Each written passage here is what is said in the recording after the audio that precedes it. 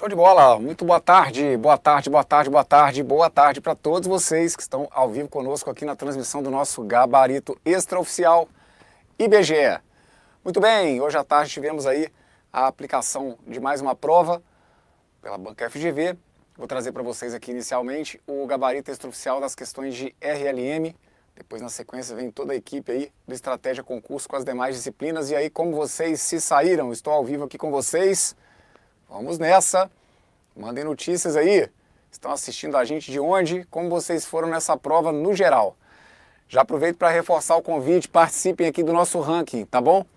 Passem lá, tem aí no descritivo, tem o linkzinho aqui também, ó, vocês podem pegar aqui o linkzinho para vocês poderem participar do ranking, para já terem uma noção aí de como vocês foram, como foi a concorrência. É sempre interessante que vocês passem lá, quanto mais alunos participarem, mais próximo aí do que pode ser um resultado mesmo, sobre nota de corte, coisas do tipo, a gente pode ter. Então vou deixar para vocês aqui, gente, hoje um comentário breve, tá bom? Não dá para entrar aqui no detalhamento explicadinho de cada questão. Isso aí eu vou fazer ao longo da semana.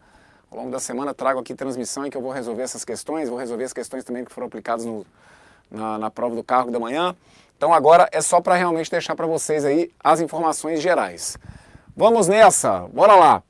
O gerente de uma atividade de recenseamento tentou garantir que todas as equipes de recenseadores fossem compostas de acordo com duas referências de equidade, uma relativa à idade e outra relativa ao local de residência. No entanto, sua tentativa não foi bem sucedida. Ou seja, bem, como ele disse ali que todas as equipes teriam que ser compostas de acordo com duas referências, como ele falou que aquilo ali não foi bem sucedido, a gente teria que ir numa ideia de desmentir. Então eu teria que desmentir que todas as equipes foram compostas de acordo com aquelas duas referências. Para desmentir, eu vou ter que dizer então que tem pelo menos uma equipe que não foi composta de acordo. Se não foi composta de acordo, é porque ela foi composta em desacordo. E para ser composta em desacordo com as duas, eu precisaria que fosse composta em desacordo com pelo menos uma delas. Então o gabarito correto para essa que está aqui vai ser a alternativa que indica que pelo menos uma equipe de recenseadores foi composta em desacordo com algumas das duas referências de equidade. Vocês vão observar lá em cima que essa prova que a gente está corrigindo é a prova tipo 1, é a prova branca. Se a sua prova não for a prova tipo 1, o que você vai ter que fazer no seu caderno de provas é achar esse enunciado, mesmo que não seja a questão de número 15, mas encontrar esse enunciado e identificar essa alternativa que eu estou colocando aí, tá bom? Porque pode ser que nos outros tipos de provas, essa questão que está aqui, ela não venha como número 15, mas obviamente a resposta vai ter que ser a mesma, perfeito? Então, para esse enunciado aí, ó, o gerente de uma atividade de recenseamento, a alternativa correta vai ser: pelo menos uma equipe de recenseadores foi composta em desacordo com alguma das duas referências de equidade. Próxima questão. O número de agentes alocado em uma atividade de coleta de dados a ser realizada em uma região é proporcional à sua área. Então ele mesmo aqui já deixou avisado, tá bom? Que o número de agentes é proporcional à área. Ou seja, quanto maior o número de agentes, maior a área. Quanto maior a área, maior o número de agentes. Aí ele avisa, ó, inicialmente um total de 20 agentes foi alocado para uma região retangular cujo comprimento seria C e cuja largura seria L. Se você quiser, você poderia até inventar um valor aqui para esse C e para esse L, mas nem era necessário, tá? Só quero que você entenda que inicialmente eu tinha ali um retângulo e para aquele retângulo de área C vezes L, a gente teria um total de 20 agentes. Aí ele fala que, no entanto, decidiu-se posteriormente que a região fosse ampliada de modo a preservar a forma retangular, mas com comprimento 20% maior e largura 25% maior. Bem, na revisão de véspera de ontem falei com vocês sobre o tema quente que era porcentagem, não deu outra, apareceu aqui também para a prova de vocês o tema porcentagem, mais especificamente a parte de fatores de aumento. Quando a gente tem um valor que é 20% maior, um valor que é 25% maior, o valor 20% maior é a multiplicação por 1,2. Um resultado 1,25 maior é a multiplicação por 1,25. Se você multiplicar 1,2 por 1,25, você encontra 1,5. O que significa isso? Significa que seu aumento em 20% o comprimento e a largura em 25%, a área fica aumentada em 50%. Então a gente tem aqui, com esse novo retângulo, um retângulo de área 50% maior. Bem, se inicialmente eu tinha 20 agentes, 50% de 20, ou seja, a metade de 20 é 10. Significa então que com esse retângulo, com as novas dimensões, a gente vai ter um total de 20 mais 10, ou seja, um total de 30 agentes. Perfeito? Gabarito para essa que está aqui então vai ter que ser 30. Situação envolvendo fatores de aumento. Comentei ontem na revisão de véspera e cansei de falar com vocês aí nas nossas aulas do reta final sobre o tema porcentagem e especificamente sobre situações envolvendo aí fatores de aumento e descontos. Então para essa que está aqui, o número de agentes alocados em uma atividade, no seu caderno de provas você vai ter que encontrar a alternativa que indicava 30. Próxima questão. Um carro leva um tempo de 4 horas para percorrer uma determinada distância com uma velocidade média v. Para percorrer a mesma distância com uma velocidade média 60% maior, o carro levará. Bem, uma regrinha de 3, tá bom? Tenho aqui ó, a grandeza tempo, que eu já vou deixar indicado aqui em minutos. Esse tempo de 4 horas vou deixar indicado como 240 minutos. E aí a gente tem ali uma velocidade que eu vou imaginar aqui que seja 100. Aí ele fala que vai percorrer a mesma distância com uma velocidade 60% maior. Se a velocidade era 100, vou imaginar que a velocidade agora é 160 e aí eu vou ter que saber em quantos minutos que eu vou fazer isso. Então ontem também na revisão de véspera trouxe regra de 3 e trouxe uma regra de 3 até mais complexa, porque eu trouxe a regra de 3 composta, mas hoje, assim como para a galera que fez na prova da manhã, caiu para vocês regra de 3 simples. Só que também ao longo de toda a nossa preparação, o que eu sempre falei? Regra de 3 simples tem que ficar ligado para verificar se as grandezas são diretamente ou inversamente proporcionais. Se elas forem inversamente proporcionais, a gente não multiplica cruzado, a gente multiplica em linha. É o que acontece aqui, pessoal. Quanto maior a velocidade que eu coloco num carro, quanto maior é a velocidade, menor é o tempo. Óbvio que você, inventei o valor 100 e o 160, não imaginando que você vai ficar colocando a velocidade de 160 km no seu carro, tá bom? É só para didaticamente facilitar aqui, facilitar os cálculos, mas aqui, independentemente se você inventou valor ou não, fato é que aumentando a velocidade em 60%, a gente diminui o tempo de viagem. Então as duas grandezas aqui são inversamente proporcionais. E aí eu teria que então multiplicar em linha. Multiplicando em linha, eu teria 160x igual a 240 seguido de 2 zeros. Conclusão, quando você pega aí o 24.000 e divide por 160, 24.000 dividido por 160, você chega em 150. 150 minutos. 150 minutos correspondem a 2 horas e 30 minutos. Perfeito? Gabarito correto para essa que está aqui, 2 horas e 30 minutos. Questãozinha que fala aí, um carro leva um tempo de 4 horas no seu caderno de provas, independentemente qual seja o número da questão, a alternativa correta vai ter que ser 2 horas e 30 minutos. Estamos corrigindo a prova tipo 1 branca, mas se o seu caderno de provas não for esse, busque o enunciado, independentemente da numeração, e busque a alternativa correta. Próxima. O valor correspondente a 44,44% de 25. Bom, 44,44% de 25, questãozinha de porcentagem direta, pode fazer dessa maneira que está aqui, ó, 44,44% é 44,44 por 100 vezes 25. No fim das contas, o 25 e o 100 são divisíveis por 25, sobra para você aí 44,44 dividido por 4, que vai ter que dar 11,11. Muito direta essa aqui, tá bom? Gabarito correto para ela, letra B, falando na boa mesmo. Tinha um tempinho aí que eu não via uma questão de porcentagem assim tão direta numa prova da FGV. Então é aquilo que eu falo, na minha prova não cai uma dessa. Tá vendo aí? Vocês vivem falando para mim nos ao vivos, né? Uma dessa não cai na minha prova. Aí, ó, caiu. Tá vendo? Uma questãozinha diretaça de porcentagem. Assunto mais do que previsível. E aí, gabarito correto para essa que tá aqui foi a letra B. 11,11. Outra. Uma urna possui apenas bolas vermelhas e bolas azuis. Nessa urna, as quantidades de bolas de cada cor são tais que a probabilidade de uma bola retirada ao acaso ser vermelha é igual a 0,4. Uma segunda urna também possui apenas bolas vermelhas e azuis. No entanto, nessa urna, as quantidades de bolas de cada cor correspondem ao dobro da quantidade de bolas de cada respectiva cor na primeira urna. A probabilidade de uma bola retirada ao acaso da urna vermelha, da segunda urna ser vermelha vai continuar 0,4. Isso aqui, mais uma, né, que dá até medo, mas o que acontece é o seguinte, ele avisa ali que eu tenho uma urna que só tem... Outra que foi muito parecida até com uma questãozinha que eu trouxe ontem para vocês, né? A que caiu aqui hoje foi até mais simples do que a que eu trouxe ontem, porque ontem na revisão de véspera eu trouxe um enunciado que era basicamente isso daqui. Então a gente tinha lá bolas vermelhas e bolas azuis, e aí ele fala sobre a probabilidade de sair uma bola vermelha, que teria que ser igual a 0,4. Então aqui, vamos imaginar que essa urna tivesse inicialmente, sei lá, 10 bolinhas.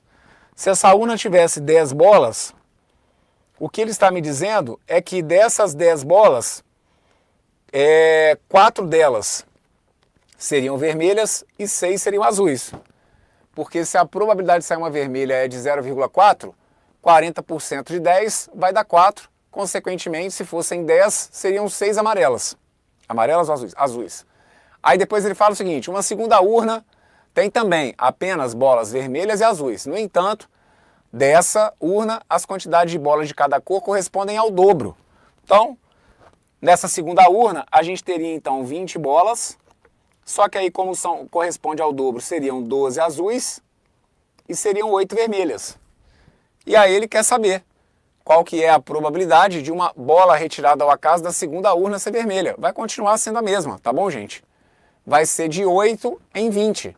Só que 8 em 20 continua sendo a mesma coisa que 4 em 10, ou seja, continua dando 0,4, tá? Então, mesmo que a gente tenha dobrado, se as proporções foram mantidas, mesmo dobrando, a probabilidade continua a mesma, né? O grande perigo era algum candidato achar que porque dobrou a quantidade de bolinhas, que talvez fosse dobrar a probabilidade, ou que de alguma forma, já que dobrou a quantidade de bolinhas, a probabilidade fosse cair pela metade. Nada disso, perfeito? Gabarito para essa que está aqui, então, vai ter que ser a letra C. Fechado? Eu vi alguém colocando aqui... Gente, ó, eu estou vendo alguns alunos colocando assim, impossível esse gabarito tá certo. Pessoal, toma um pouquinho de cuidado, porque pode ser que vocês estejam olhando cadernos de provas diferentes, tá? Observem isso que está aí direitinho. Veja se vocês estão conferindo o gabarito de acordo com o gabarito que a gente está corrigindo aqui. A gente está corrigindo a prova tipo 1, que é a prova branca. Se a prova de vocês for um outro tipo, a ordem dos gabaritos vai sair diferente, ok? As questões são as mesmas, só que numa ordem diferente. Vocês têm que tomar um pouquinho de cuidado com isso aí, senão fica desesperado às vezes à toa, perfeito? Vamos para mais uma. Ó, lembra que o link do nosso ranking está embaixo, tá bom? Para o número real x igual a 1 meio, é falsa a desigualdade. Eu não vou fazer todas aqui não, tá? Vou só na correta, que é a letra C. Se a gente fizer ali na letra C, ó, 1 meio é menor ou igual a 1 meio elevado ao cubo, isso aqui fica errado porque 1 meio fica menor ou igual a 1 oitavo. 1 meio é 0,5. 1 oitavo é 0,125. Dizer que 0,5 é menor ou igual a 0,125, isso aqui é falso, tá bom? Então ele colocava lá, para o número x igual a meio, qual das desigualdades aqui vai ser falsa? Vai ser a letra C. Todas as outras, se a gente for conferir, a gente vai ver que a gente acaba chegando em resultados corretos, tá? Resultados que seriam verdadeiros. Mas na letra C, quando a gente troca aquele x ali por meio, falar que o x vai ficar menor ou igual ao x ao cubo, fica errado. Alguns, às vezes, confundem, né? Tipo, poxa, como que um número não vai ser menor ou igual ao próprio cubo desse número? Mas é porque quando está entre 0 e 1, como é o caso aqui, como ali é um x igual a meio, a gente tem esse resultado, ok? Então, para isso que aqui acaba sendo falso. O x estando nesse intervalo. Mais uma. Um questionário é formado por 5 perguntas. Após ser aplicado, ele é organizado da seguinte forma. Há uma sequência formada por 5 algarismos que sejam 1 ou 0, conforme cada resposta à sua respectiva pergunta a saber. Respondida 1 ou não, 0. A exemplo, se apenas as 3 primeiras perguntas foram respondidas, o questionário é transformado na sequência 1, 1, 1, 0, 0. O número total de sequências que poderiam ser formadas a partir de tal transformação é, o gabarito correto vai ter que ser 32, é 2 elevado a 5.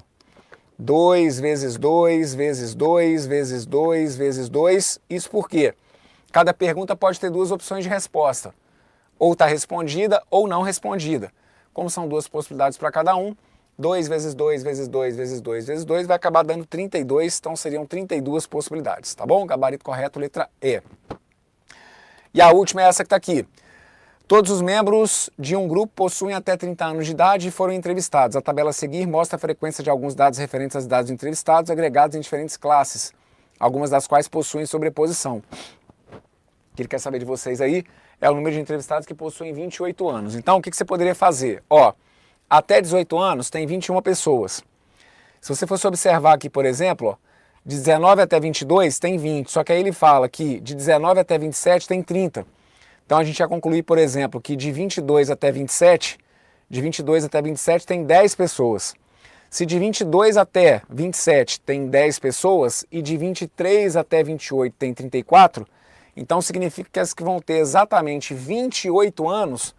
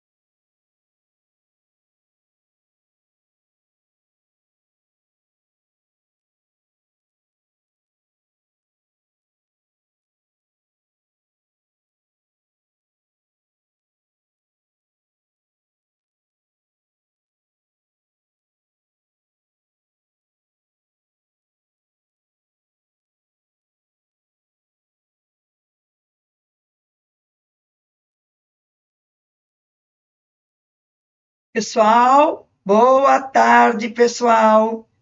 Tudo certo? Tudo certo, pessoal?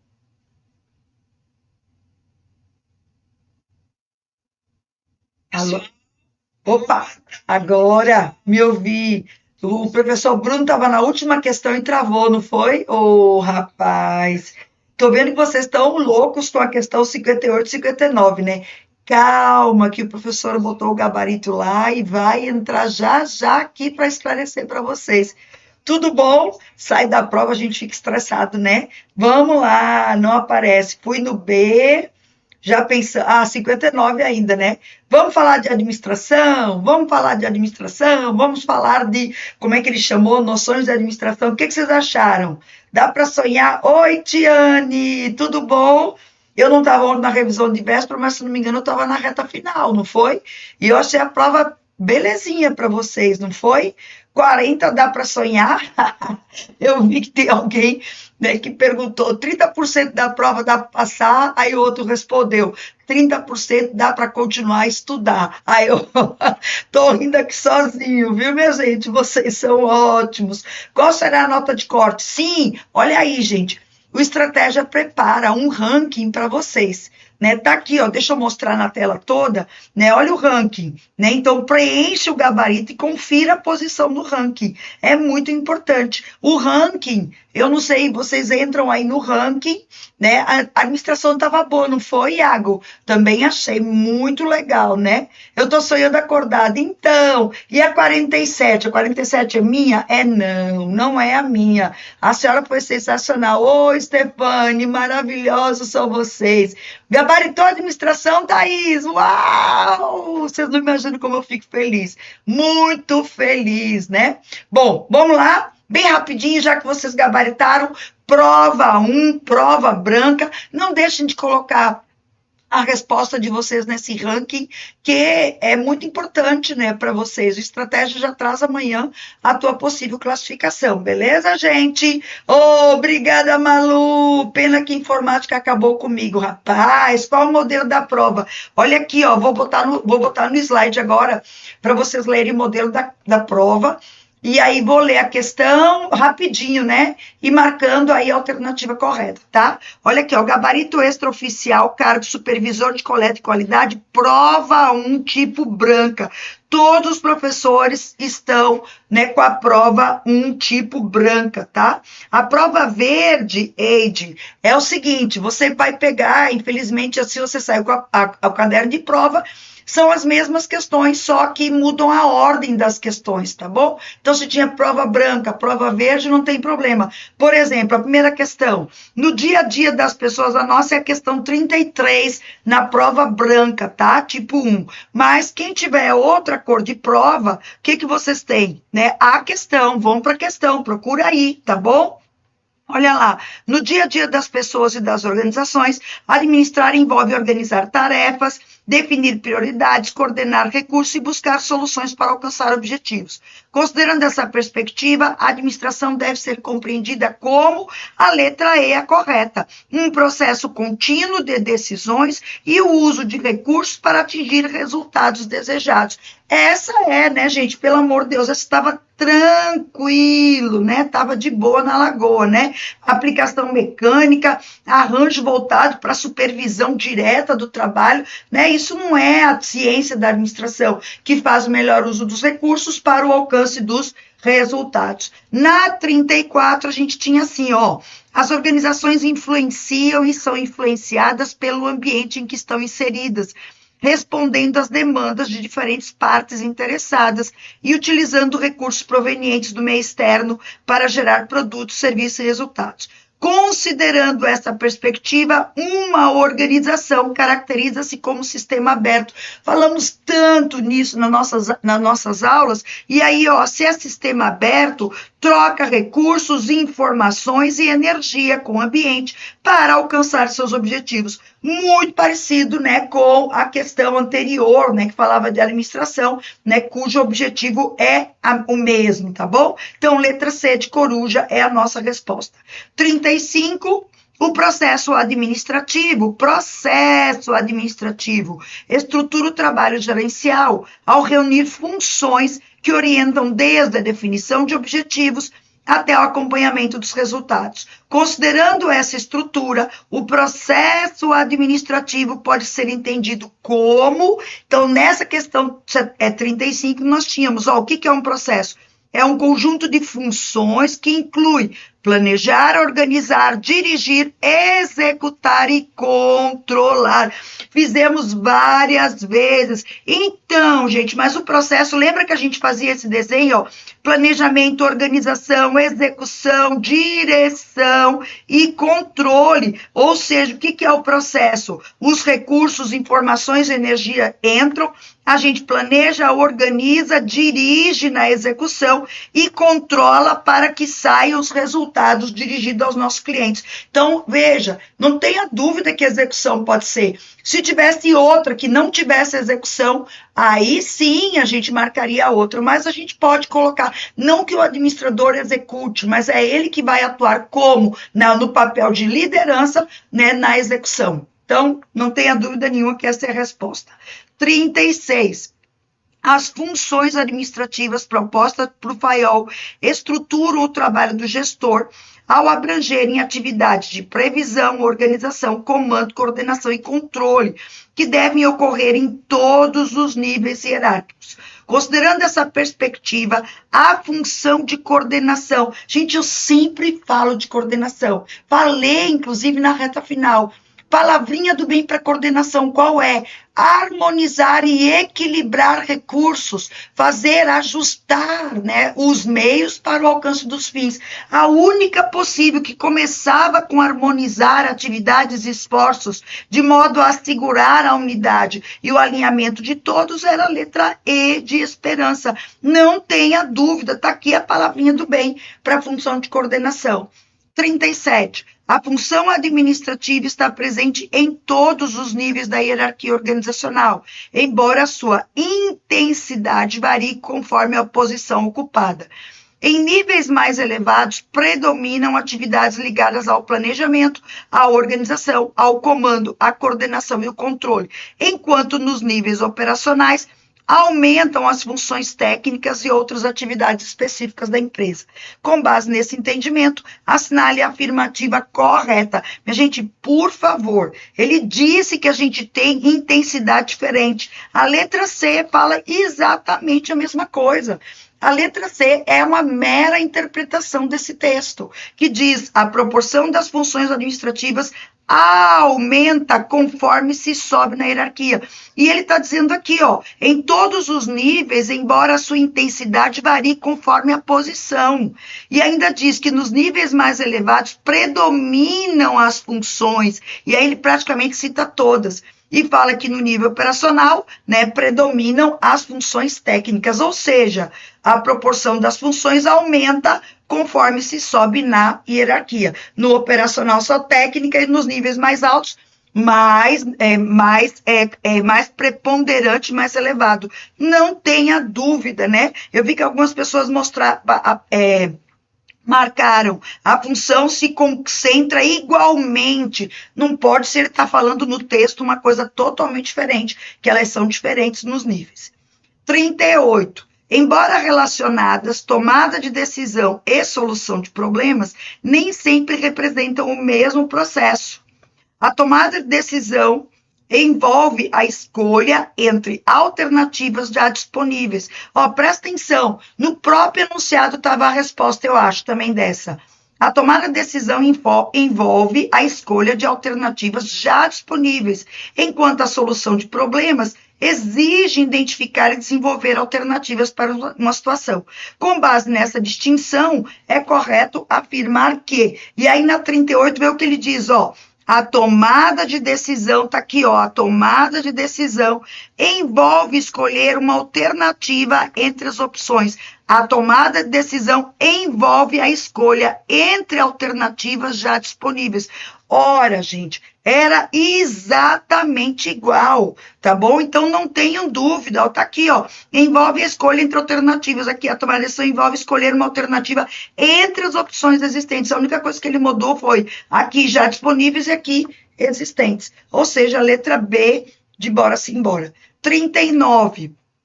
A gestão baseada em evidências propõe que decisões organizacionais sejam orientadas pelo uso sistemático das melhores informações disponíveis, incentivando a análise crítica, o uso de dados confiáveis, a experimentação e o questionamento de práticas não testadas. Ele já diz o que é a gestão baseada em evidências. Considerando esses fundamentos, assinale a opção que indica uma prática alinhada à gestão baseada em evidências. E aí, esta nossa questão 39, leia B. Buscar informações confiáveis. Olha o que ele diz aqui, ó. Propõe que decisões sejam orientadas pelo uso sistemático das melhores informações disponíveis, incentivando a análise crítica, o uso de dados confiáveis, a experimentação e o questionamento. E aí a letra B diz, buscar informações confiáveis e utilizá-las como base para orientar escolhas gerenciais. Então, assim, mesmo que você não soubesse, né? Então ele diz, busque informações confiáveis, experimenta e questiona. Ou seja, a evidência é só a base, né? Depois você vai questionar aquelas informações, tá bom? Tem que servir de base, tá? Letra B também. Vem para 40. No ambiente organizacional, as relações interpessoais influenciam a forma como as pessoas trabalham juntas, podendo trazer efeitos positivos ou negativos. Ó, eu só quero ler uma coisa de novo. No ambiente organizacional, as relações interpessoais influenciam a forma como as pessoas trabalham juntas, podendo trazer efeitos positivos ou negativos para os grupos. Considerando essa perspectiva, assinale a opção que indica um dos possíveis resultados das relações nas organizações. E aí a nossa 40 diz assim, ó, a criação de sinergia entre pessoas que se apoiam mutuamente no trabalho, ou seja, as relações, quanto melhores as relações, né, mais as pessoas se apoiam no trabalho. Não é essa não que eu estava pensando, essa tá também tranquila, era a única possível, né, que dentre todas, tá bom? A 41, deixa eu ver se é essa, não é essa ainda. Nas organizações, os grupos podem ser classificados quanto à formalidade, formais ou informais, e quanto à duração, permanentes ou temporários. Considerando esses elementos, é correto afirmar que, essa também eu tenho certeza que vocês gabaritaram, grupos formais podem ser relativamente permanentes ou relativamente temporários, exatamente, conforme a finalidade. E é isso, né? Assim como os grupos informais também. Eles podem ser permanentes, ou seja, ter amigos para o resto da vida, né? A família, né? Ou ser temporários. Tudo depende da finalidade, tá bom? Então, letra D de Deus, né? Tá de boa. 42. O trabalho em equipe pode trazer diferentes benefícios, olha lá, para as organizações, como ganhos de desempenho, redução de custos e melhorias na forma de funcionamento da organização. Considerando esses tipos de benefícios, assinale a opção que apresenta um exemplo de melhoria organizacional decorrente do trabalho em equipe. Nessa 42, algumas pessoas ficaram na dúvida, mas na resposta, né, eu creio que é a letra A, maior inovação e flexibilidade para lidar com mudanças no ambiente de atuação. Isso, gente, é a melhoria organizacional, né, e tem a ver com a forma de funcionamento do trabalho. Algumas pessoas até me perguntaram, Beth, aumento da produtividade e melhoria no atendimento prestado ao cliente. Mas, gente, aumento na produtividade, né, pode ser até funcionamento, mas melhoria no atendimento prestado ao cliente não é melhorias na forma de funcionamento, tá bom? Ele está falando de melhoria organizacional. Então, eu aposto na letra A de aprovado, né, que é a resposta. Na 43, uma organização adota uma prática na qual pequenos grupos de trabalhadores da mesma área se reúnem periodicamente de forma voluntária para que possam identificar problemas do trabalho, analisar suas causas e sugerir melhorias nos processos e no ambiente organizacional.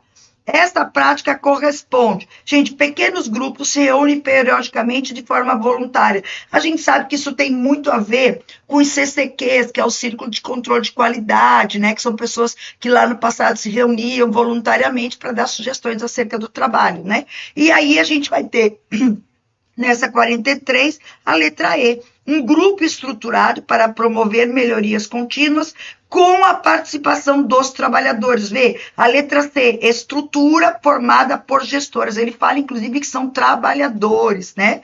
No aprimoramento do trabalho, letra E, né? Aqui, quando ele fala letra E, equipe responsável pela execução direta das atividades rotineiras da organização.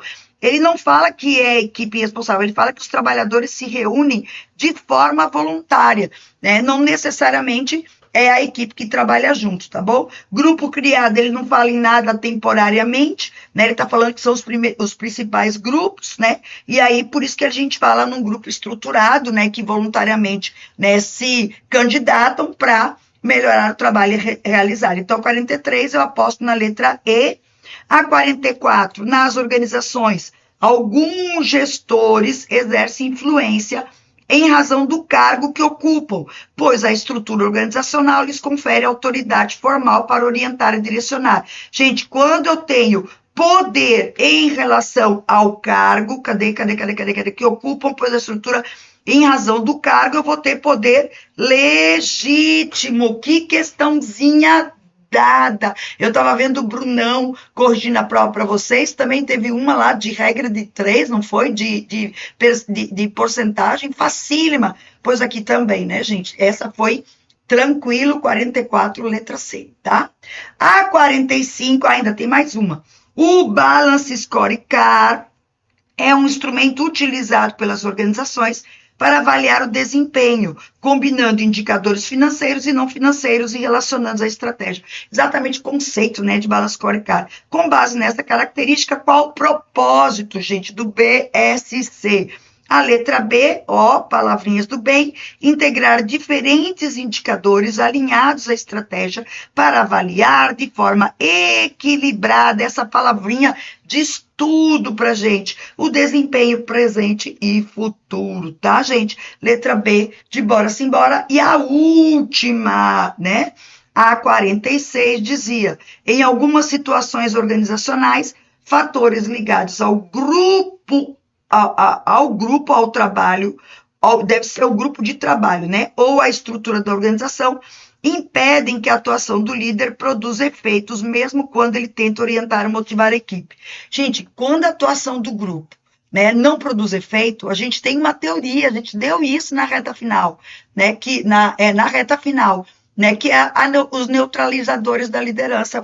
A única questão que aparece isso, olha aqui, ó, começa neutralizadores da liderança, que anulam a possibilidade de o líder influenciar o desempenho ou a motivação, tá certo? Então, aqui ele fala dispensável, né? Neutraliza o papel da liderança, tá bom, gente? Essa é a nossa resposta. Tá aqui, galera, o ranking para vocês entrarem, para vocês saberem, né, a classificação de vocês. Amanhã já sai tudo direitinho, né? Não deixem de entrar aí com o número de acertos. Espero que tenham ido bem, né? Fizemos aí uma correção bem rápida, né, para que o próximo professor, né, que vocês estão agoniados com uma questão aí 59, 58, né, dê tudo certo, né? 4 da manhã, saiu 6h40, é isso, né? Cansado, mas é isso mesmo, né? Vida de concurseiro não é fácil, é difícil, mas vale a pena passar por esse momento, né, no sinal vermelho, do que passar o resto da vida no amarelo, né, na perspectiva de que poderia, mas não insistiu e não persistiu. Simbora, vambora, vai entrar o próximo professor para comentar as questões também, viu? Muito sucesso, beijo no coração, tchau, tchau. E aí, minha galera, tudo bem? Professor Fabrício Dutra com vocês aqui para a gente fazer a correção da prova de supervisor, agora do IBGE, a parte da tarde, com 14 questões de português. E vamos lá, a gente tem um texto aqui.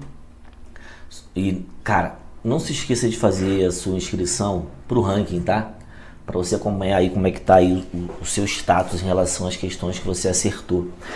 Temos uma banca complexa que costuma fazer provas com gabaritos questionáveis, mas acredito que na sua prova não vai acontecer isso, sinceramente falando, né?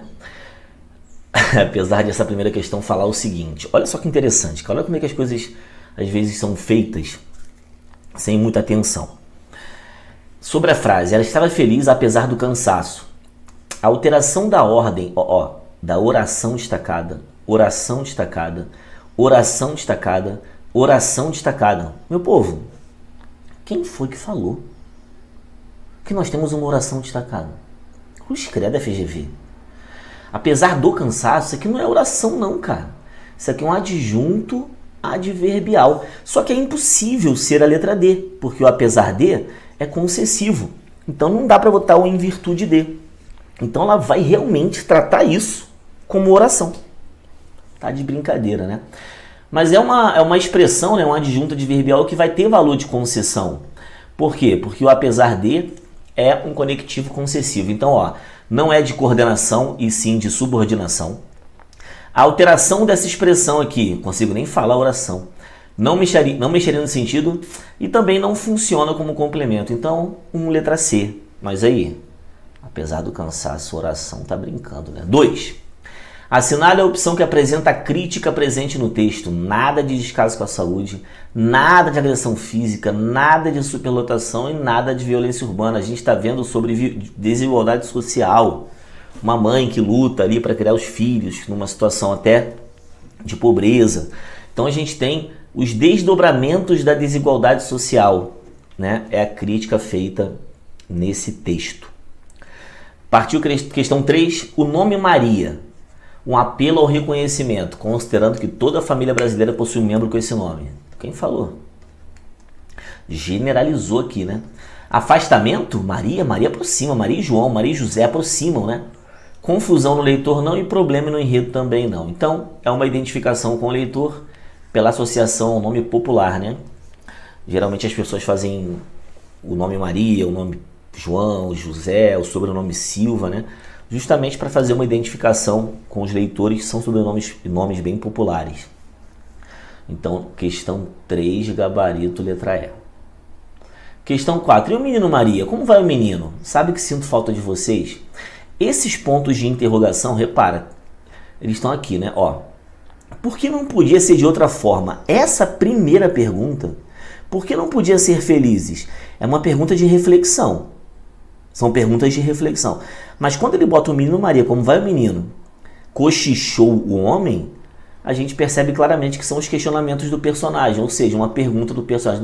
Não é reflexão do narrador, não é pergunta retórica, né? Porque são perguntas que merecem respostas. Ah, os meninos estão bem, né? Não é proposição indireta e nem dúvida ao leitor. É uma pergunta que o homem fez. Cochichou o homem, então o 4C. Na 5 ele quer o gênero textual. Não temos uma fábula, biografia, muito menos editorial, muito menos ensaio também. Meu Deus do céu, é um conto. É um conto, uma narrativa curta, envolvendo poucos personagens, que geralmente fala sobre a vida, né, de personagens, sobre o dia a dia desses personagens envolvidos no texto. Então a gente tem aí o conto, né? Um momento da vida, uma intensidade emocional, a cara do conto. 6. Frase na ordem indireta. Bora direto ao ponto para você ir descansar, hein? Galera, a patroa, sujeito, ia jogar o osso fora. Nas outras frases a gente percebe o sujeito oculto. Ela estava cansada de esperar, ela estava feliz, ela sentiu. Aqui, inversão da ordem só a B, em que você percebe a patroa exercendo a função de sujeito do verbo da locução ia jogar e o osso sendo o objeto direto. Então, ordem indireta mesmo está na B de bola. Quebrou a ordem. Gabarito. Na 7, quando a distância for menor, eu irei a pé. Ó, se aqui fosse, se a distância fosse menor, seria eu iria. É uma questão de correlação de modos e tempos verbais. Eu sei que muita gente vai de letra E, eu tenho certeza, mas esse futuro do subjuntivo, for no futuro, vai combinar com irei, né? Obviamente muita gente usa o verbo no presente para indicar o futuro, então talvez muita gente vá fazer confusão entre letra E e letra B, mas o mais compatível com o uso verbal do futuro presente no for é o irei. Quando a distância for menor, eu irei a pé. Então 7, letra B. Né? Gabarito? 8. Ó, tinha sofrido um corte bem no meio enquanto cortava. Percebe comigo que esse enquanto ele tem um valor de simultaneidade. E a simultaneidade não é depois que, não é antes, não é cada vez, que tem a ver com frequência. É no momento em que. Ou seja, no momento em que ela cortava o pernil, ela sofreu um corte. Então a 8, letra D. Na 9 ele quer um verbo de estado, né? Que seria um verbo de ligação. O doer não é um verbo de ligação. Havia tido, aqui ele usou o ter, né, com o sentido de verbo haver. Isso não é verbo de ligação. Sentar não é verbo de ligação. O verbo de ligação está aqui, na D. Continuava o mesmo. Ser, estar, permanecer, continuar, né? Agora, saber e sentir não são verbos de ligação. Então, o único verbo de ligação presente aí, que sem qualquer estresse, está na letra D. Beleza? Continuar. Aí o mesmo vai ser o predicativo do sujeito. Então, verbo de ligação com predicativo. Beleza? Aí, só para lembrar você aí do ranking, não deixa de se inscrever. E a questão 10, que é a linguagem figurada, né, galera? Linguagem figurada é a linguagem não convencional, quando você pega uma expressão e coloca fora do sentido real. Por exemplo, você é uma máquina de passar em concurso público. Você não é uma máquina, você é uma pessoa, mas eu usei a palavra máquina em sentido figurado. E aqui ele usou buraco do peito, não é um buraco literal. O cara não tomou um tiro no peito de 12. É um buraco no sentido figurado, de que alguém está fazendo falta, um vazio, né? Então, questão 10. Letra A. Na 11, Maria, não te esqueci, é aquela vírgulazinha tranquila, né, galera, que isola um chamamento. um vocativo, alguém falando diretamente com alguém. Então Maria, não te esqueci o Maria, vocativo isolado por vírgula. Na 12, assinale a opção em que há uma palavra que teve a sua acentuação modificada após o acordo. Meu povo, a palavra em questão é enjoo, tá? Essas vogais repetidas, voo, enjoo, tinham acento antes do acordo ortográfico, mas o acordo tirou. Até porque palavras paroxítonas terminadas em o ou ois não tem acento, então não tinha que ter acento. Era como se fosse exceção, né? Então 12, letra E. Questão 13. Eles haveriam de ter outra vida. Haveria de ser diferente. Isso aqui é uma suposição que é chamada de hipótese. Suposição hipotética, uma coisa que poderia ter acontecido. 13, letra A. É uma hipótese de tudo ter sido diferente. De terem outra vida. Então esse futuro do pretérito empregado aí, ele serve para indicar hipótese. 14. As crianças nunca tinham comido melão. Será que os meninos gostavam de melão? Assinale a opção que indica a relação estabelecida pelos elementos em destaque. Posterioridade e anterioridade, não. Causa e consequência, não. Adição e alternância, não. Oposição. A gente tem crianças de maneira genérica e meninos sendo mais específico, né? Na real, em muitos lugares do Brasil, menino é sinônimo de criança. Você concorda? Ah, vai ter menino. Muita gente fala assim para menino, menina, não importa, né? Então, talvez até nós teríamos uma relação de sinonímia ali. Mas, né, não tem essa opção, não tem nada parecido com isso. Posterioridade e anterioridade não. Oposição e inclusão não. Adição e alternância não. Até por exclusão a gente marca B, mas deixa um asterisco aí. Porque, na verdade, menino especifica criança. Mas se você estiver falando de menino do sexo masculino, né? Se você usar menino no sentido de criança genérico, seria sinônimo. Mas, enfim. 14B. Família, qualquer dúvida, tá? Você pode mandar, que a gente está à disposição. Até para eventuais recursos. Se tiver algum recurso, é muita surpresa, cara. Porque, sinceramente, se tudo correr bem, não haverá possibilidade de recurso. Vai ser justo o gabarito. Vamos torcer para isso. Abraço, tamo junto e sucesso. Vai descansar. Fala pessoal, professor Rodrigo Betti aqui. Eu vou corrigir com vocês as questões de ética no serviço público. São as questões de número 23 até 27. Então vamos aqui para a nossa tela para vermos o gabarito extraoficial da questão 23. Questão 23, pessoal, estou indicando o gabarito como letra C. Durante a realização de uma pesquisa domiciliar, Ana, ocupante do cargo de supervisora de coleta e qualidade, constatou que alguns entrevistadores sob sua supervisão estavam descumprindo de forma reiterada os horários estabelecidos no cronograma de trabalho, o que comprometia o prazo final da coleta de dados. Com o objetivo de evitar desgastes e conflitos com a equipe, ela decidiu ignorar a situação e não registrar o ocorrido. À luz do Código de Ética do IBGE e da Lei 8.112, a conduta de Anne deve ser considerada, e aí vem as alternativas, falando que é legal, oportuna, inadequada, justa. Eu marquei, pessoal, letra C aqui, incorreta, pois a supervisora deve orientar a equipe, exigir o cumprimento das normas e adotar as providências cabíveis em atenção ao interesse público.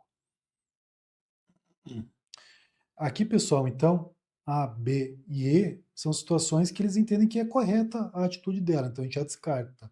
A D fala que o descumprimento do cronograma deveria causar de imediato a demissão por justa causa dos entrevistados. Então, aqui daí também é uma situação muito extraordinária, né? Então, a gente fica com a letra C da questão 23. 24, estou indicando o gabarito como letra D. Diz que, durante a análise dos questionários coletados, o supervisor de coleta e qualidade do IBGE identificou discrepâncias relevantes entre os dados recém-coletados e os registros de anos anteriores. Diante dessa situação, um agente de coleta sugeriu ajustar os números manualmente, com o objetivo de evitar retrabalho e assegurar maior uniformidade estatística. À luz do Código de Ética do IBGE e das normas aplicáveis aos servidores públicos federais, o supervisor de coleta e qualidade deve autorizar o reajuste, aceitar os dados ajustados, corrigir os dados apenas se houver anuência expressa da comissão técnica da chefia, manter os dados ajustados em caráter provisório até obter novas informações. Pessoal, ele tem que rejeitar a alteração indevida e zelar pela fidedignidade, qualidade e confiabilidade da informação. Então, por mais que os números pareçam estranhos, se foram os números coletados, a gente tem que manter eles. Fazer ajustes manuais não é permitido. Então, gabarito, letra D, é o gabarito que eu estou indicando como extraoficial. 25, gabarito, letra D, diz que, durante uma entrevista telefônica, um informante questiona se os dados pessoais dele poderiam ser compartilhados com outros órgãos públicos. O supervisor de coleta e qualidade do IBGE, responsável por orientar a equipe, deve esclarecer que... Então, estou dando aquela alternativa que diz, as informações coletadas são protegidas por sigilo estatístico e utilizadas exclusivamente para fins institucionais. Esse é o tratamento dado de informações coletadas. A gente vai ter um sigilo estatístico e são usadas exclusivamente para fins institucionais. Portanto, o gabarito que eu estou indicando, letra D. A A fala que pode ser compartilhado, está errado. A B diz que os dados poderão ser repassados a outros órgãos, também está errado. Diz que o sigilo é garantido apenas durante a fase de coleta de dados, que também está errado. E a E fala que o compartilhamento depende da relevância social da pesquisa. Não depende. Eles são os dados coletados, protegidos por sigilo estatístico e usados para fins exclusivamente institucionais. Então, gabarito indicado, letra D. 26. Um supervisor de coleta e qualidade solicitou uma viatura oficial para a realização de uma visita de supervisão em campo. Concluídas as atividades institucionais, ele passou a usar o veículo para tratar de assuntos de natureza pessoal, sob o argumento de que o deslocamento seria curto e não acarretaria custos adicionais à administração. O fato é levado ao conhecimento da Comissão de Ética, que, ao formular um parecer, considerou a conduta do servidor aceitável, plausível, justificável, cabível ou censurável, pessoal. Por que é censurável? Por caracterizar um uso indevido de bem público para finalidade diversa do interesse público. Os bens públicos, os recursos públicos, são destinados para atender o interesse público. Se ele utiliza para uma finalidade diversa, no caso aqui é finalidade pessoal, está desviando dessa finalidade e, portanto, é sim censurável, gabarito, letra E. Última questão. Pede para nós lermos um fragmento e escolher a alternativa correta. Estou indicando o gabarito como letra A. Leia o fragmento a seguir. A moralidade da administração pública não se limita à distinção entre o bem e o mal, devendo ser acrescida da ideia de que o fim é sempre o bem comum. O equilíbrio entre a legalidade e a finalidade na conduta do servidor público é que poderá consolidar a moralidade do ato administrativo.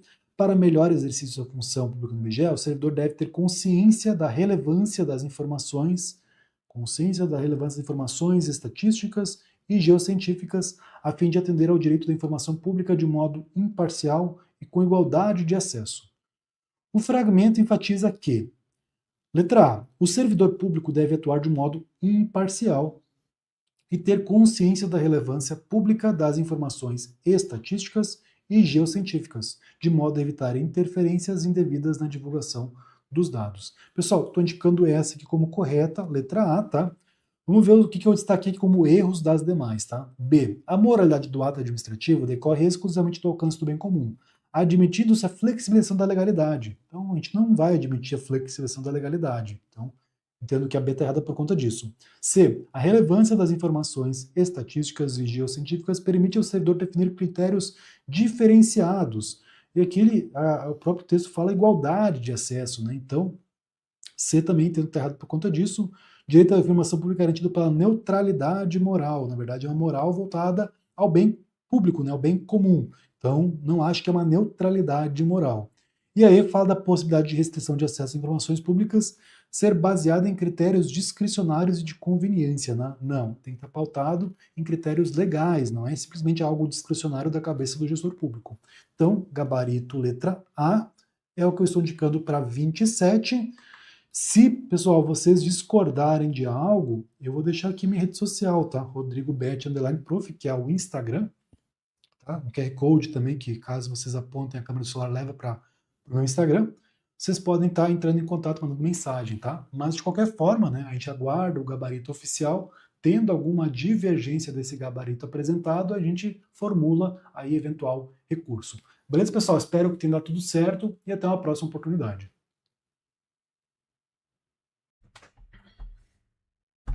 Fala, galera que fez o concurso de IBGE nesse domingão à tarde. Eu sou o professor Renato da Costa, professor de Informática do Estratégia, e meu objetivo hoje é trabalhar com vocês a correção extraoficial. Vem comigo.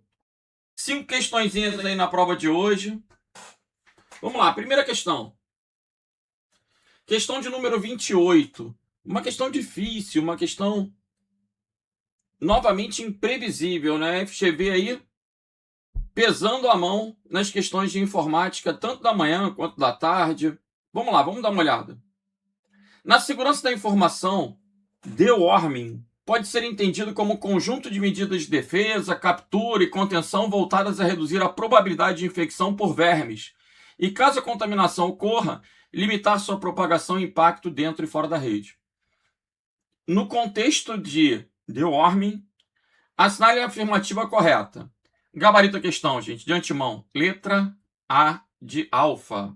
A limitação de taxa é um mecanismo que monitora a taxa de novas conexões e limita essa restrição, essa limitação da taxa de conexão é que vai desacelerar a propagação dos worms. Então, um gabaritozinho aí, gente. Letra A de alfa. Por que a B está errada?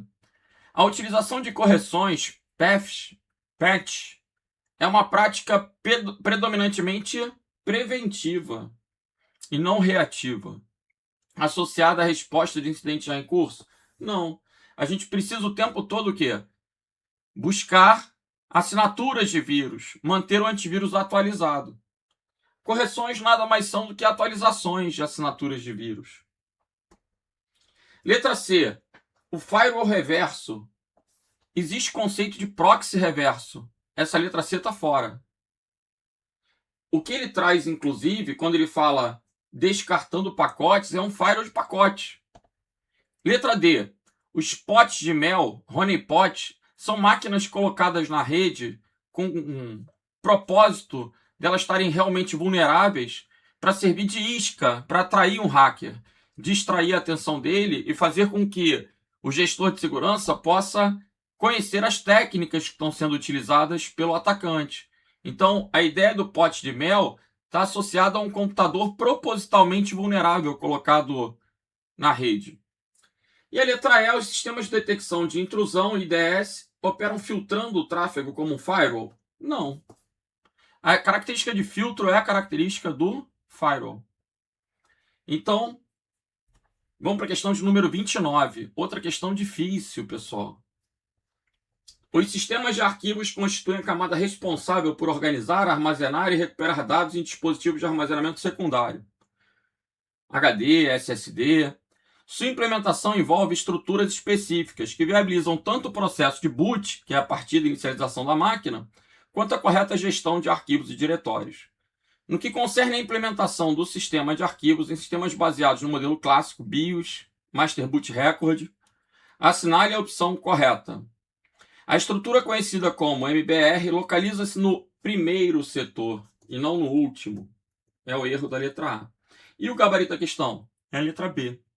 A tabela de partições integra a estrutura do MBR e armazena para cada partição informações como endereço inicial, endereço final, tipo de partição, sendo uma das partições marcadas como ativa. Então o gabarito aqui vai ficar letra B de bravo. Legal. Identifiquei os erros das alternativas D e E. A letra C, ela faz uma confusão em relação aos conceitos. Então, questão 28 ficou letra B. Questão número 30. Programas de navegação na internet oferecem diferentes recursos voltados à organização e à recorrência de acesso a conteúdos digitais. A 30 é a questão mais tranquila da prova. Entre esses recursos, alguns permitem ao usuário registrar páginas de interesse para reutilização futura, independentemente do histórico automático gerado pelo sistema. Nesse contexto, no navegador Microsoft Edge, a opção Favoritos tem como finalidade... Qual o papel do Favoritos? Registrar e organizar endereços de páginas da internet para acesso posterior. Então, essa foi a questão mais fácil da prova, gabaritozinho aí, letra E. Ok? Vamos para a questão de número 31. Vamos? Vamos.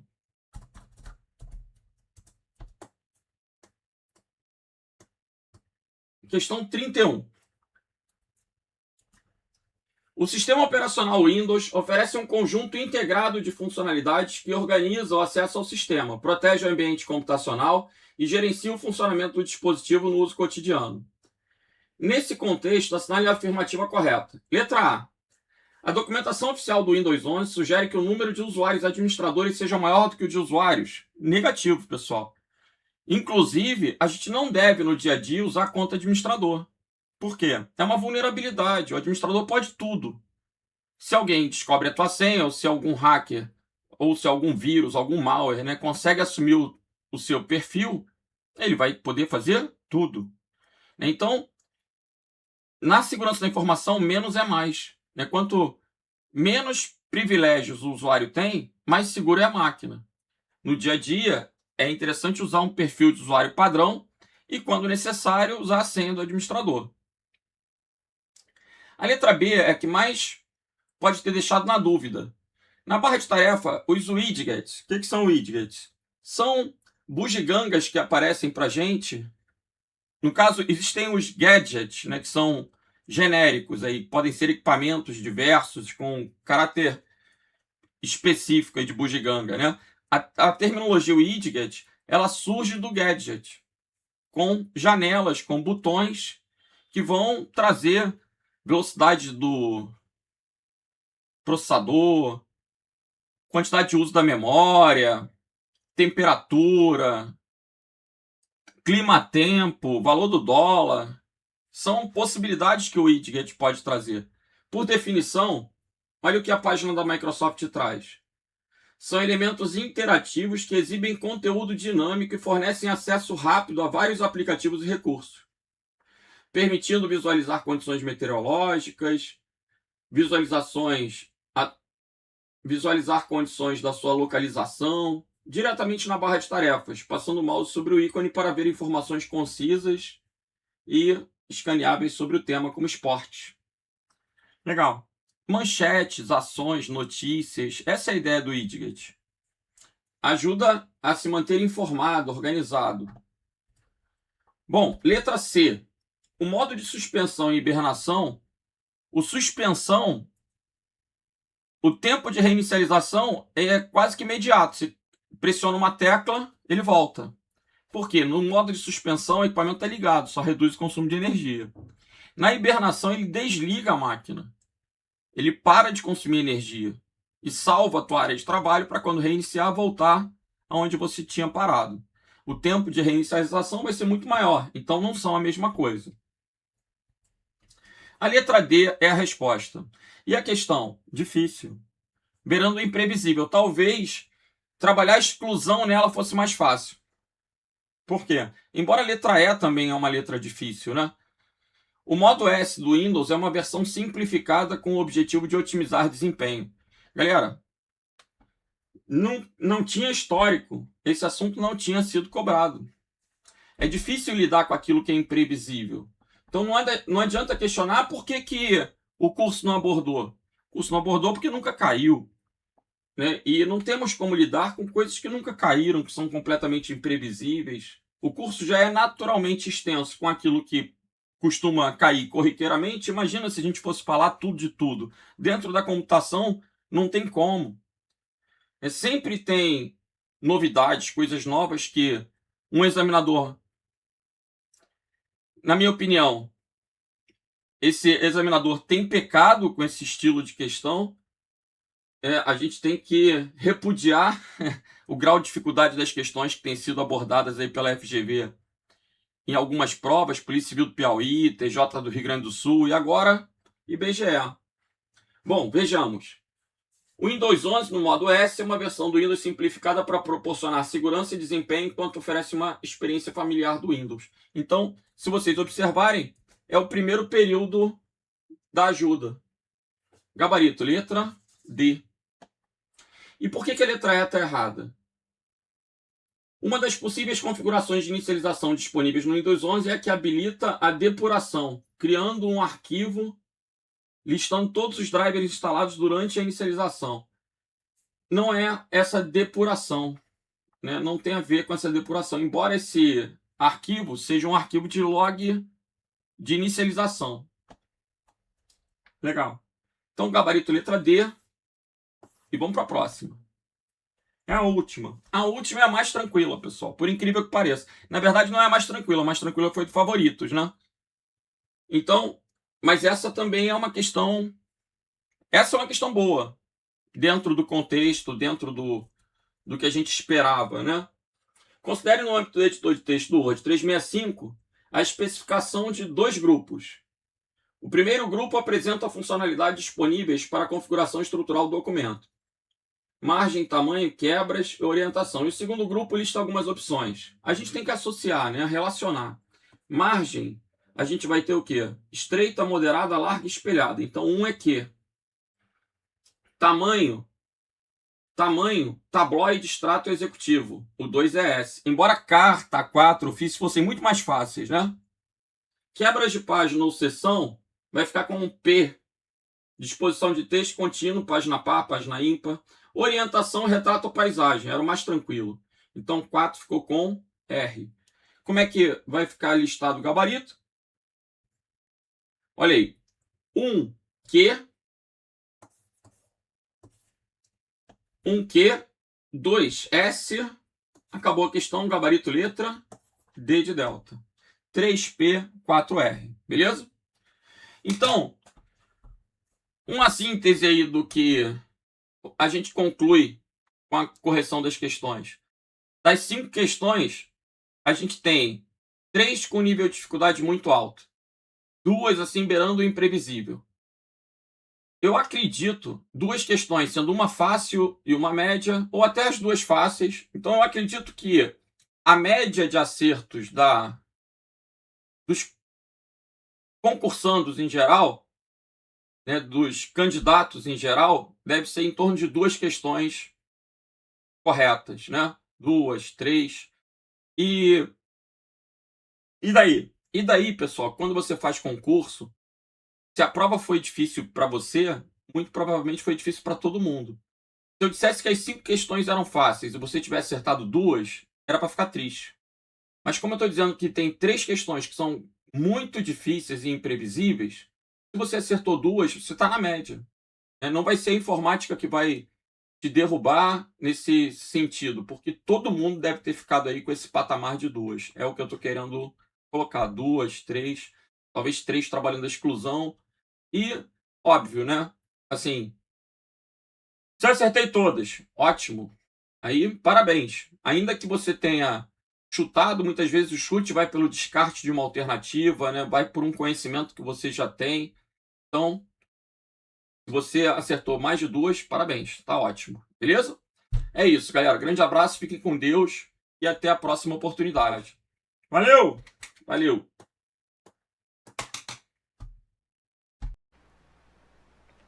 Olá, olá, caríssimas estrategistas, caríssimos estrategistas, tudo bem com vocês? Professor Leandro Signori. Vamos aqui para a correção das questões de geografia do nosso gabarito extra oficial aí para supervisor de coleta e qualidade. Já me digam o que acharam aí das questões de geografia na prova. Vejamos aqui, vem um para a tela comigo, 47. As mudanças climáticas estão afetando significativamente os biomas brasileiros de maneira diferenciada. todos os nossos biomas, como Amazônia e Cerrado, estão sendo impactados, tanto pela ação humana na mudança do uso do solo, quanto pela mudança climática. Considerando as mudanças apresentadas no texto, avalie os itens a seguir. 1. Na Amazônia, esses impactos estão associados ao aumento da temperatura. Perfeito. Contribuindo para a intensificação de eventos de secas. Perfeito, correto. A 1, 2. As atividades econômicas e o desmatamento das áreas florestais são os principais fatores responsáveis pelo aumento das emissões de gases de efeito estufa. Perfeito. No Brasil, principal setor emissor, mudanças no uso da terra, né? Então, desmatamento para o quê? Implantação de atividades econômicas, basicamente da pecuária e da agricultura, certo? 3, errado. O 3 está errado aqui, ó. O gabarito é a C, o 1 e 2 apenas.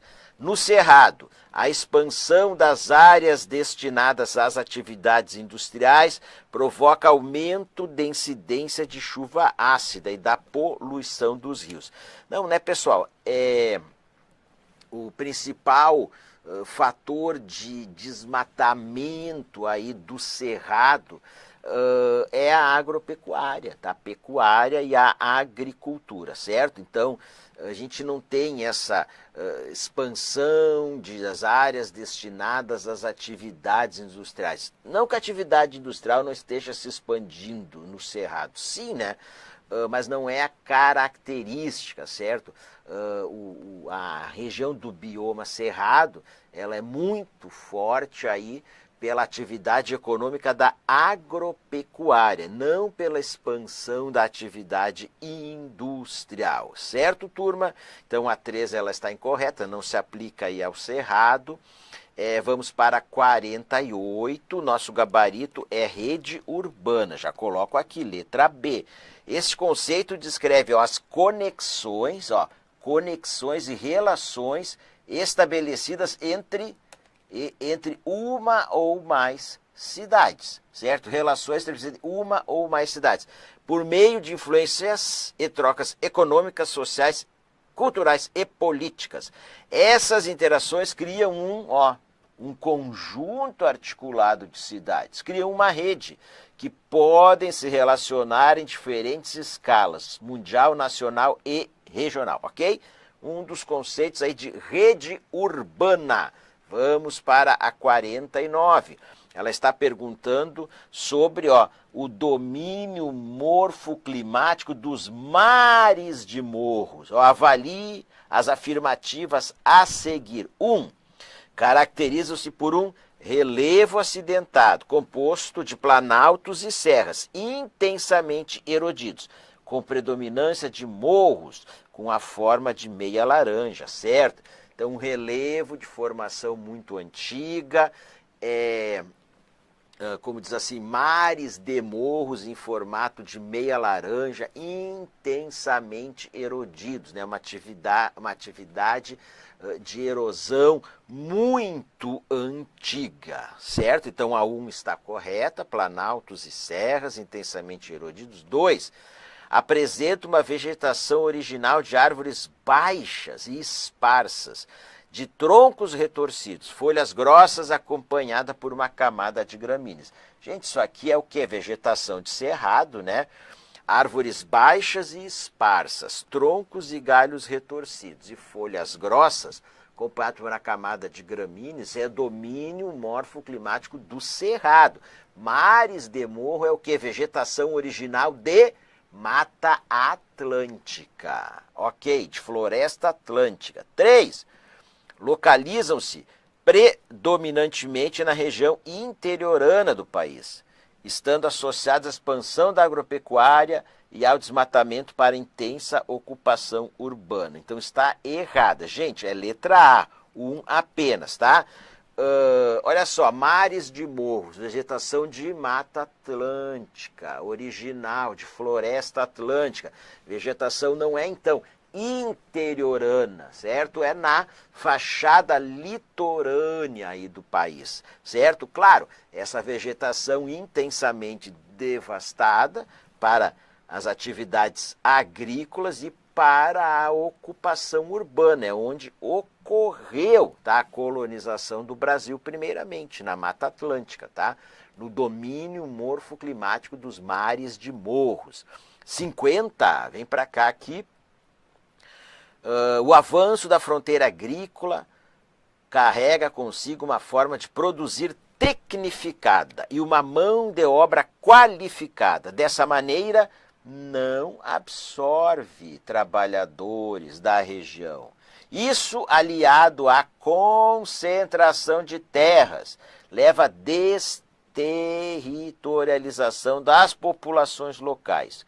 O processo descrito no trecho resulta predominantemente no êxodo rural, mecanização agrícola, mão de obra qualificada, certo?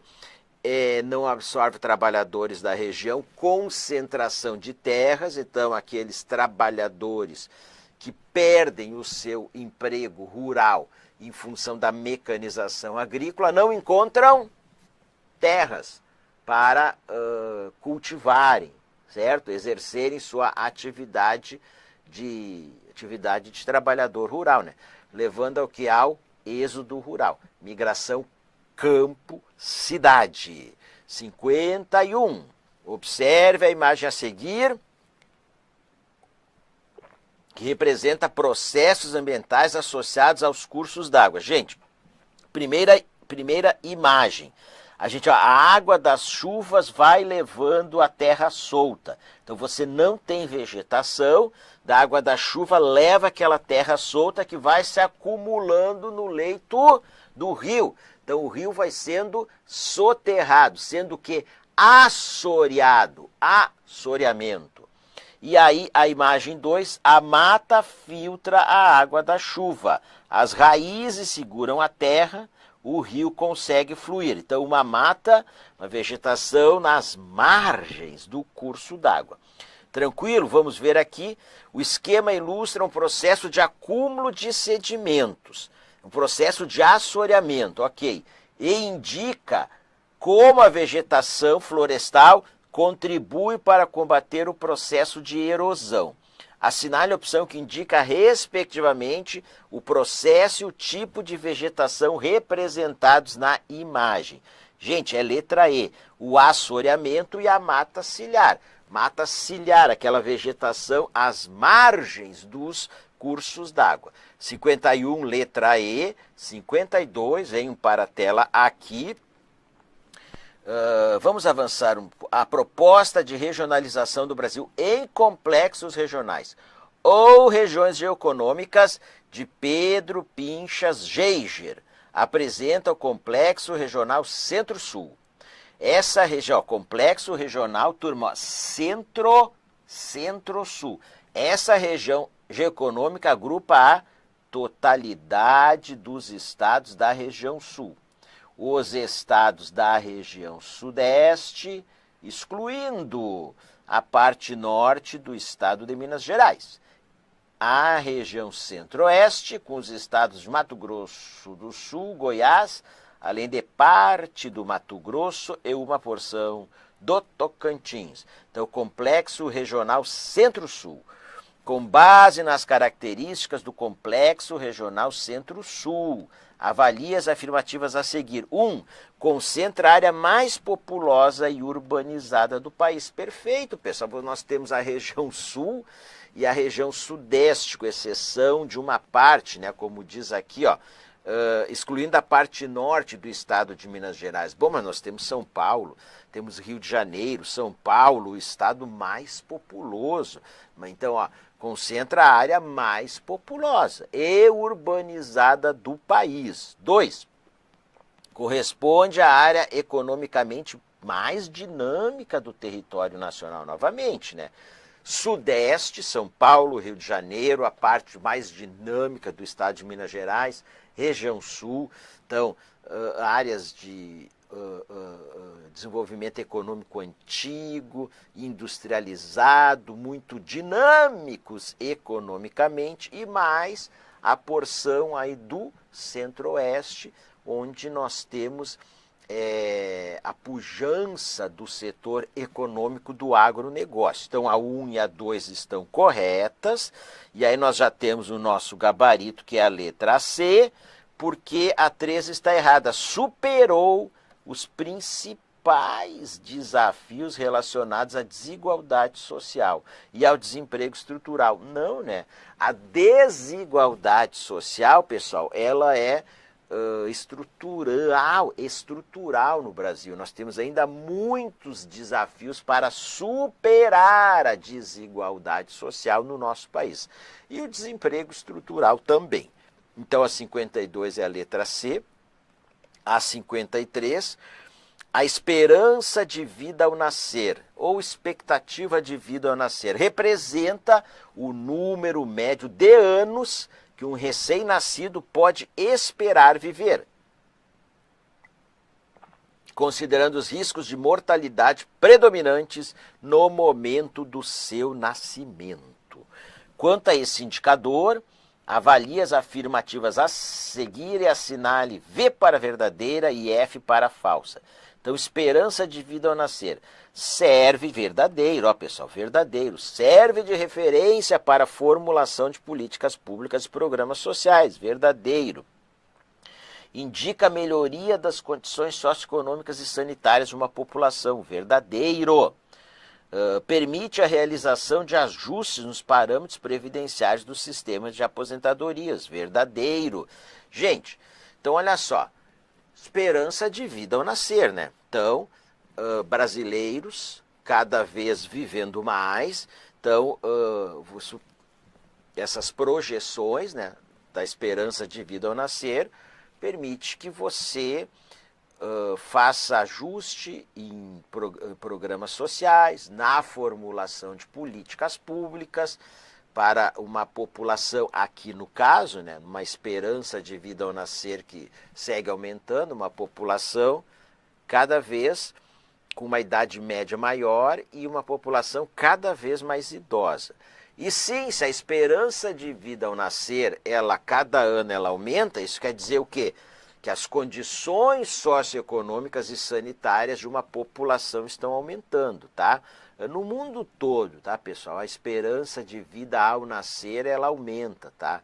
Nos continentes e nos países. E aqui, ó, permite a realização de ajustes nos parâmetros previdenciários do sistema de aposentadorias. Opa! Brasileiros estão vivendo mais, estão se aposentando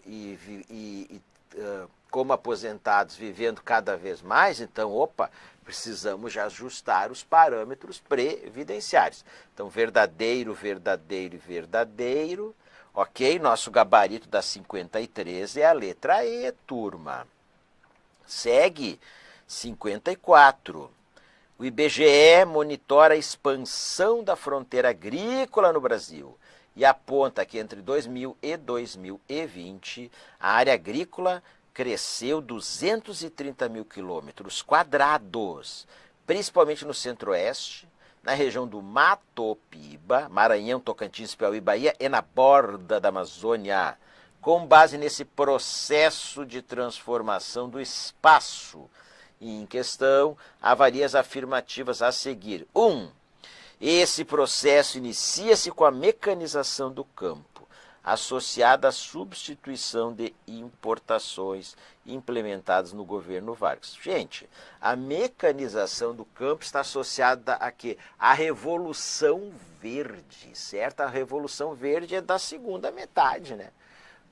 Do século XX, né? Década de 1950 em diante, tá?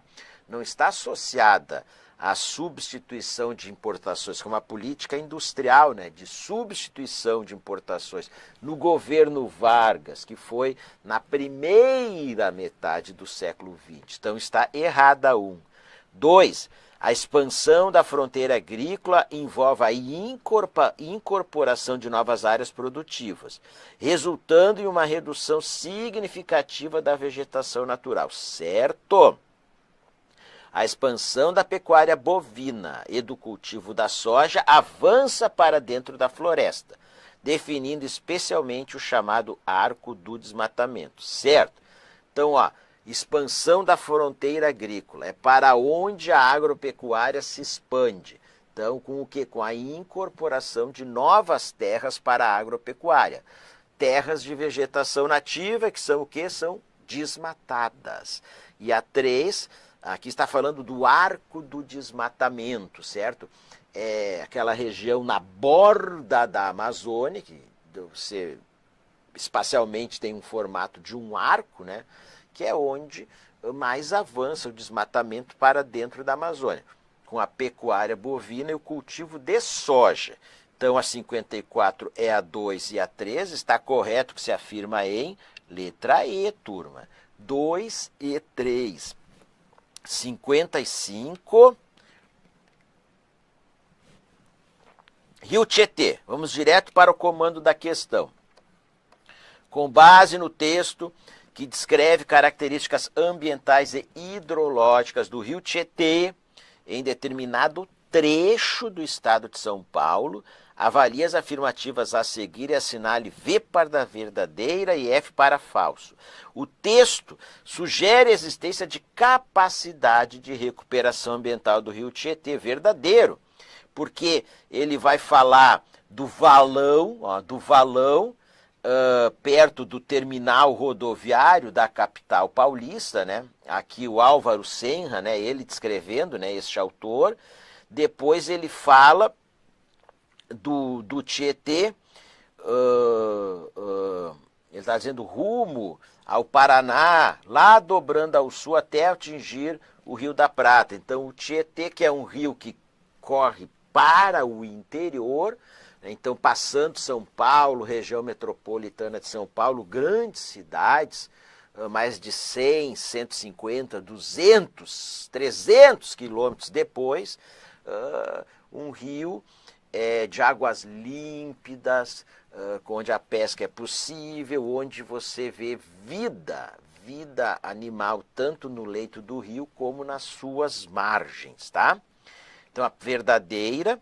A segunda também é verdadeira. A descrição permite identificar um sistema de drenagem endorreico, com escoamento voltado para o interior do continente. Sim, diz que o rio Tietê ele corre em direção ao oeste, ao interior, porque a leste está o Oceano Atlântico. Ele corre em direção ao oeste, tá? Rumo ao Rio Paraná, rumo ao Paraná. Então é um sistema de drenagem endorreica, em que um rio ele vai desaguar em outro rio, tá? No interior, ou ele vai desaguar num lago, enfim, num corpo d'água interiorano, certo? Se ele desaguasse no Oceano Atlântico, seria o quê? Exorreico, tá?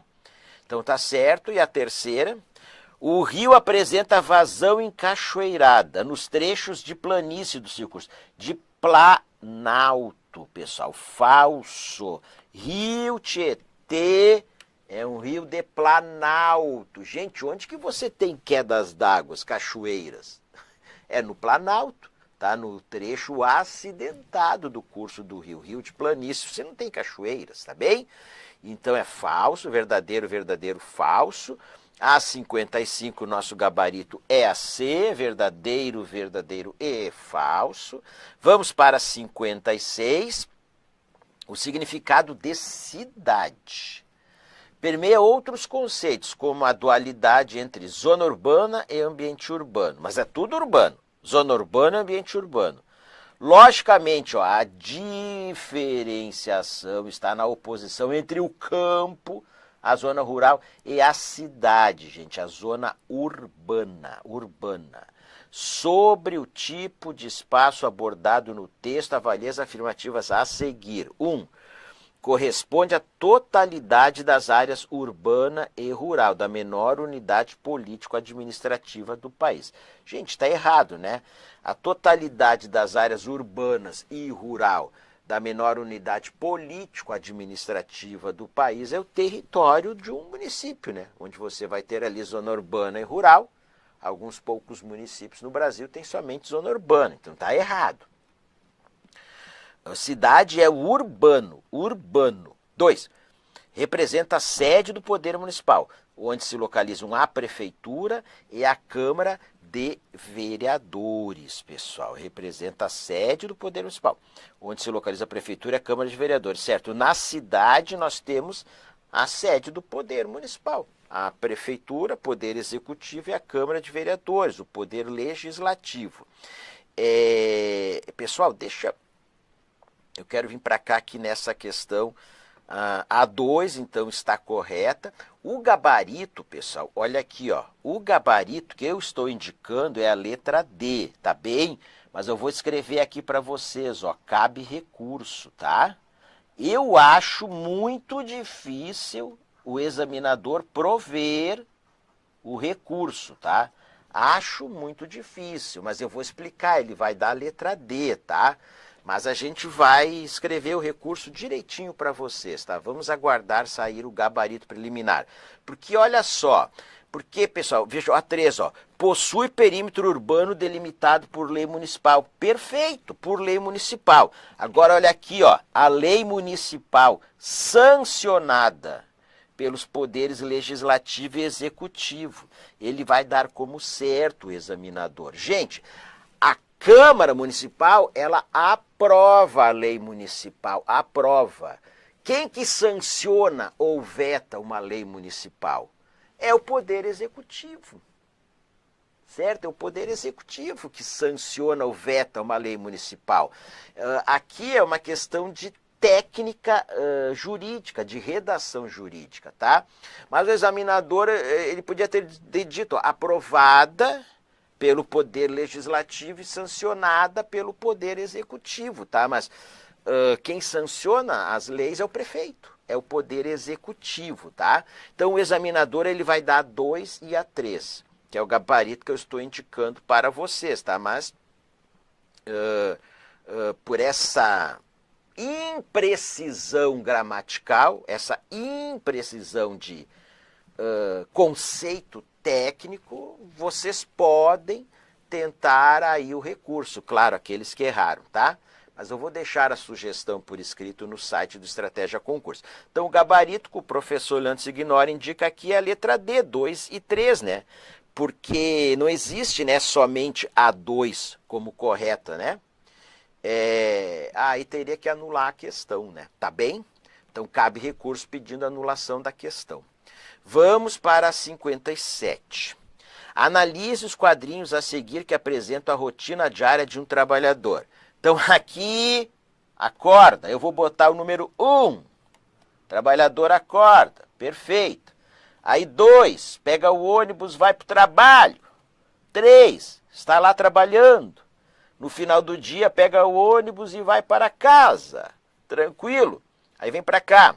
Com base nessa representação, assinale a opção que indica corretamente o tipo de migração retratado e sua principal característica. Gente, letra A, pendular diária. Embora, pessoal, a migração pendular é que você sai de uma cidade num município e vai para outra cidade em outro município, certo? Aqui nos quadrinhos não tem nada que indica, né? Que o trabalhador ele pode saiu da sua casa, acordou, saiu da sua casa, pegou um ônibus, certo? Na sua cidade, foi para o seu trabalho na sua cidade, ao final do turno de trabalho, pegou um ônibus e voltou para casa. Tudo na sua cidade, né? Sem ter esse movimento pendular, né, de sair de uma cidade para outra cidade, né, enfim, essa forma do pêndulo. Mas assim, ó, vou ser aí sincero com vocês, não adianta querer questionar o examinador em função disso, tá? Eu só quis mostrar que ele podia ter pegado uma imagem aí melhor, tá? Mas das alternativas que nós temos, gente, refúgio, turismo, êxodo rural, transumância, não, só pode ser a letra A, pendular de área, que é o gabarito. Embora os quadrinhos aí não foram muito felizes em querer mostrar o movimento pendular ou a migração pendular. Adiante, leia as informações a seguir sobre 3 cidades do estado de São Paulo. Santos é uma cidade litorânea situada ao nível do mar, com temperatura média em torno de 22 graus centígrados. São Paulo localiza-se em área de planalto, a aproximadamente 700 metros de altitude em relação ao nível do mar, com temperatura média de cerca de 18 graus centígrados. Campos do Jordão está situada na região serrana, a cerca de 1.200 metros de altitude, com temperatura média aproximada de 15 graus centígrados. As diferenças de temperatura entre essas cidades podem influenciar o tipo de investimento utilizado pelos agentes recenseadores durante o trabalho de campo. Aqui é prova para agente de pesquisas e supervisor de coleta e qualidade, mas o examinador, ele gosta dos recenseadores, né? Ele podia ter posto, né, pelos agentes de pesquisa, mas tudo bem, ele gosta aí dos recenseadores. Muito bem. Com base nessas informações, assinale a opção que indica corretamente, ó, o elemento do tempo atmosférico e o fator climático, responsável por essa variação de temperatura, respectivamente. Pessoal, ó, o fator climático é a altitude, certo? Quanto mais alto, mais frio. Quanto mais frio. Em média, a cada 100 metros mais alto, né, de maior altitude, a temperatura média ela é de 0,7 a 1 grau centímetro menor. Então você já achou que é a altitude. Então o gabarito só pode ser a letra C, ó, o elemento do tempo. O elemento do tempo atmosférico, certo? É temperatura, estava ali na questão. Temperatura e altitude, 58, letra C. 59, vamos direto para o comando da questão. A partir da regionalização do território brasileiro, adotada pelo IBGE, relacione corretamente cada estado à sua respectiva grande região. 1. Ceará, Nordeste. 2. Tocantins, Norte. 3. Mato Grosso, Centro-Oeste. Então ficamos com 2, 1, 3. Vamos ver o nosso gabarito. 2, 1, 3, gabarito da 59 é a letra B. E agora vamos para a 60. Vamos rapidamente aqui para o comando da questão, com base nas informações apresentadas sobre a dinâmica demográfica brasileira. Avalie as afirmativas a seguir, tá? Vamos ver aqui rapidamente. No censo de 2010, notamos que nossa população cresceu 6,5% desde aquele ano até 2022. De 2010 a 2022, 6,5%. Durante 150 anos da realização do primeiro censo demográfico até o último, a população brasileira aumentou em mais de 20 vezes. Entretanto, se observou que a média anual de crescimento vem diminuindo desde a década de 1960. 1. A elevada taxa de natalidade brasileira até os anos de 1960 proporcionou um bônus demográfico, ou seja, uma janela de oportunidade associado ao aumento da população em idade ativa. Tá certa aqui, tá? população em idade ativa, população em idade de trabalhar. Então, década de 60, muitos nascimentos. O número de filhos, médio de filhos por mulher muito alto. Mas também essa década de 60 já estava ali sendo uma transição em que nas décadas de seguinte a taxa de natalidade ela continuou elevada, mas a de mortalidade foi caindo drasticamente. Depois a de natalidade começou a cair também. Então, gente, muita gente que nasceu ali na década de 60, de 50, está vivo até hoje, tá? Em função do quê? Das melhorias gerais da condição de vida da população brasileira, redução da mortalidade. Então, levando aqui ao aumento da população em idade ativa, população de 15 a 64 anos, em idade de trabalhar. 2. A diminuição recente do índice de crescimento populacional promoveu um decréscimo vegetativo absoluto. Errado, tá, pessoal? Decréscimo vegetativo absoluto significaria dizer que nós estamos tendo mais mortes do que nascimentos no Brasil. Não, nós estamos tendo um decréscimo vegetativo relativo, tá?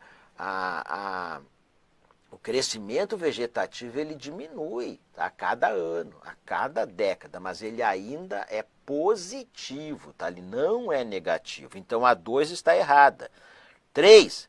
A tendência de redução da população jovem pode comprometer a oferta de força de trabalho para as décadas futuras. Certo? Então a 1 e a 3 elas estão aí corretas. Vejamos o nosso gabarito da 60, o 1 e 3. Beleza, galerinha, minhas amigas e meus amigos? E aí, o que acharam aí das questões de geografia? Quantas acertaram? Turma, aproveito para fazer o convite para vocês participarem do ranking de classificação do Estratégia Concursos, amanhã, segunda-feira, disponível no site do Estratégia Concursos. Minhas amigas, meus amigos, desejo a todas e todos vocês sucesso no concurso de SCQ do IBGE. Mandem notícias aí das suas aprovações. Beijo no coração, fiquem com Deus e um grande abraço.